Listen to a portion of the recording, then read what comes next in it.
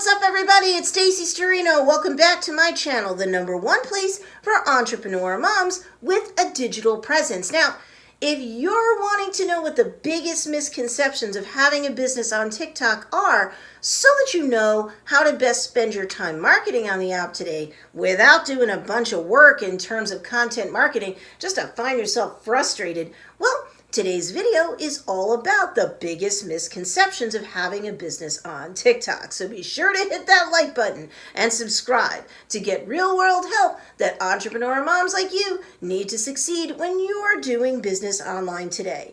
And if you like this video, be sure to give it a thumbs up. It helps me out a lot when you do that. Now, if you're an adult who's tempted to start using TikTok for business, but you have some serious questions about whether or not you can do it safely on that app like TikTok, I created a video to walk you through the facts and what to do and not to do so that you and your business can be safe and sound. So if you missed that video, you'll want to be sure to check it out. But here in this video, we're talking about the biggest misconceptions of having a business on TikTok. Sure, TikTok is currently the most downloaded app in the App Store, and that's exciting. Sure, people are becoming overnight micro-influencers to full-blown influencers on TikTok, seemingly without a lot of concerted effort. Sure, there's a lot of great things that you can get out of being on TikTok in terms of benefiting your business, and in the next video in this series, I'm going to definitely help you uncover all of the super sweet possibilities so that you don't miss a single solitary benefit. But before I go there, we need to deal with some things that can trip you up if you don't have a clue right here and right now when it comes to having a business on TikTok. Misconception 1, I'm going to blow up overnight. Maybe, maybe not. It's definitely possible right now, don't get me wrong. For sure, there's a ton of sweet organic reach that you can have by having an effective business presence on TikTok. You should definitely go on the app and claim an account in your business's name as soon as you can in order to protect your brand's integrity at the very least, while I'm thinking about it. But depending upon what I like to call your niche, pitch, product, and or sitch or situation, you may or may not have an account that skyrockets to 1,000 followers overnight, 10,000 followers in a week, 100,000 followers in a month. Whether or not that happens for you depends upon a lot of factors. For example, more and more people are getting onto the platform. No kidding, I just said the app is now the most downloaded one in the world. So you're going to have an increasingly larger number of competitors coming onto the app, competing for the attention and loyalty of the slice of society that your business is meant to serve, otherwise known as your niche. Depending upon how long it takes you to get on the app, to create an account, to actually start being intentional in terms of your posting content to it, etc., any digitally dragging a feed on your part now can cost you some great opportunities later. So the best time to have started on TikTok was yesterday, but the next best time to start on TikTok is today. And most definitely don't wait for tomorrow for sure. Don't wait too long to get in on the action, because the longer you wait, the harder it's going to be for you to blow up or at least grow very persistently and consistently.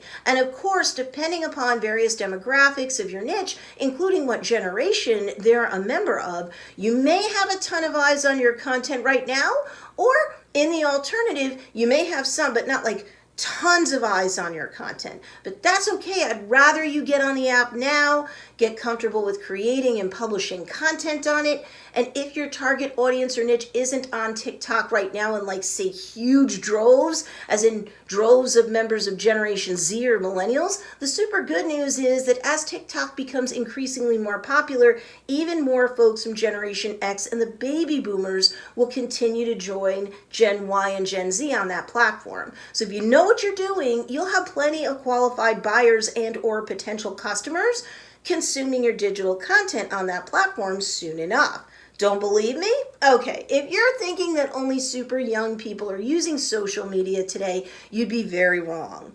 According to Statista, over 80% of 30 to 49-year-olds and nearly 70% of 50 to 64-year-olds are on social media regularly, and the numbers continue to increase. And TikTok is getting to be popular with all generations because its focus is largely at this time on fast, goofy, fun videos or musical short videos that are easy to consume or binge watch. Thanks to Netflix and its competitors whose services are enjoyed by like all generations, binge watching is something seemingly everyone wants to do. Just think of the dopamine hits your viewers are getting by mowing through so much content so quickly. It's both entertaining and oddly satisfying too, for kids of all ages. So yes, get on TikTok, publish content on the platform, get really comfortable in terms of doing so, because if Generation Z and Millennials are not the generations you want to attract to your business, in time, the number of Generation X and Baby Boomer users should increase in sufficient numbers to help your account grow even more, because they're going to be even more attracted to your content than those who are not truly members of your niche may be right now. Think of your presence on TikTok in that sort of a case as you sowing seeds for a great business harvest in the not so distant future. Plus, whatever brand awareness, goodwill, and social proof that you can get along the way will definitely be worth your while and will help you convert with members of your specific niche all the faster down the road. Misconception 2. I can put up anything and it'll work. Well, the good news for you is that most TikTok creators find super sleek videos with over-the-top production values often, but not always, bomb on TikTok right now, while things that feel more in the moment and organic in comparison do well. And honestly, depending upon your niche, pitch, product, and sitch, you don't need to worry about crazy special effects and can get away with just creating content and editing it in-app and calling it a day. The bad news? You can't just fling any old thing up there on TikTok and expect that it'll deliver you a mountain of followers, comments, and other engagements. Perfect is the enemy of done, especially on TikTok right now. But you don't want to bless this mess either, okay? Being mindful of your presentation or your on-camera interaction with the viewer of your content is very important. You want to seem fun, friendly, approachable, and relatable. That works big time on this app right now. How you're acting, how your voice comes across, if you're speaking on screen, how you're dressed when you're on camera is all going to help you either attract the viewer and draw them in or repel them. People want to do business with and or interact with people that they like. What does that mean here? Don't be uptight when you're creating material for TikTok. Don't be super formal, especially on TikTok. That's for sure not what works right now. Be a relatable, approachable person who's happy to put up content that helps other people and seems upbeat and eager to share what you know in order to educate, entertain, and or inspire your audience, especially members of your audience who can now or later be your ideal customer.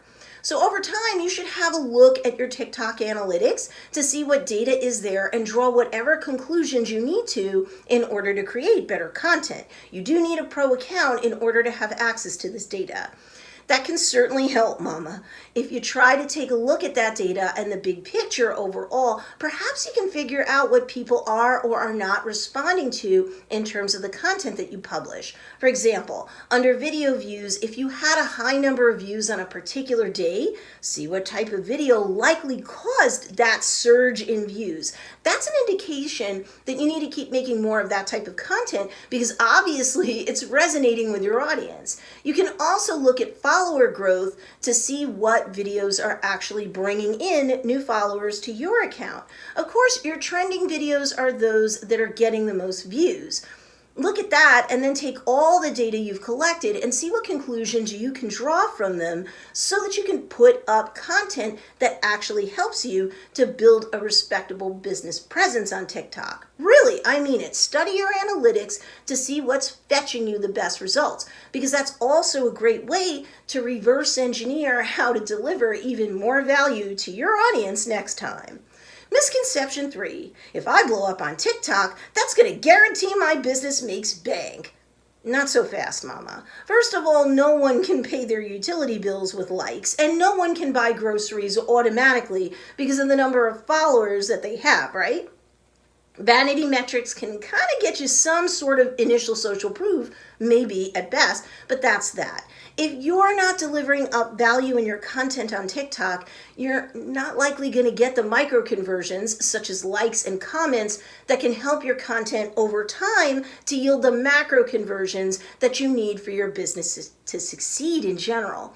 Macro conversions like getting people to follow your account because they think it's so chock full of value that it's a helpful resource to them. So they want to follow it to see more of your content. Macro conversions, such as your followers getting onto your email list because you so impress them that they have to look you up elsewhere online or go to your Instagram or YouTube accounts in order to visit your link in bio or the link in the show notes because they want to have your coupon, your freebie, and a more direct line of communication with you.